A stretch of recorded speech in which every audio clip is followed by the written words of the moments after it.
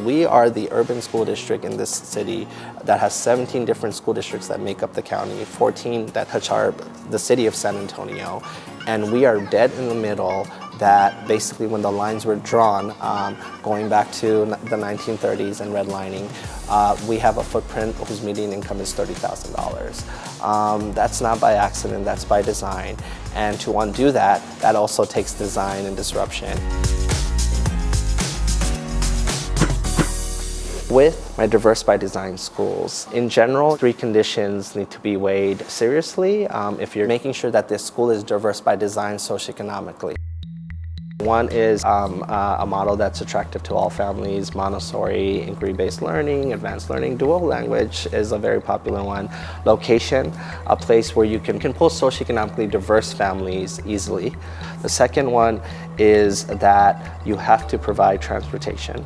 If you don't provide transportation, then many of your economically disadvantaged families will have a very hard time to being able to access these schools. The last one is you got to design for it, right? You got to weigh for controlled choice. You got to say that, you know, if you're going to put a priority radius around it, then don't draw the circle to only capture the $1 million homes in Monte Vista and not capturing, you know, subsidized housing in other parts of the city. On the side of economically disadvantaged, not all poverty is the same. Let's stop defining all poverty as the same. There's a huge difference, I can tell you as a former educator, with a family of 4 who's at $45,000, owns their home with both parents in the household, with some education, than a children living in abject poverty. So what I've done is I've blocked out the city, or I call it socioeconomic blocks, across 4 factors, looking at median income, education level, home ownership, and rates of single-parent household using census data. And I've created a measure of poverty and ranking it to make sure that the students who are in our most disadvantaged communities, who have access to schools that are not the best, they also have a chance to access these schools. You can't just win minds. I can get wonky, you gotta win hearts. And so to me, I have a special projects coordinator in my team whose job is to not only be a Swiss Army knife on my team, but also family engagement. She sets up shop, application parties, at health fairs. She shows up at neighborhood associations.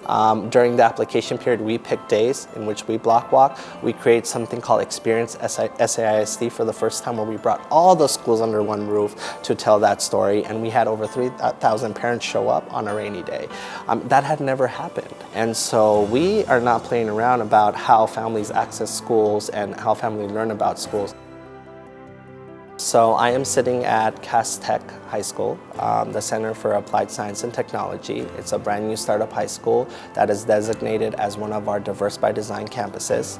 What that means is that 50% of the seats are reserved for in-district families, and 50% of the seats are reserved for families outside of the district. But Cass is redefining the definition of what school can be in San Antonio ISD for high poverty youth, but also redefining what our attendance zones have looked like and cemented for decades.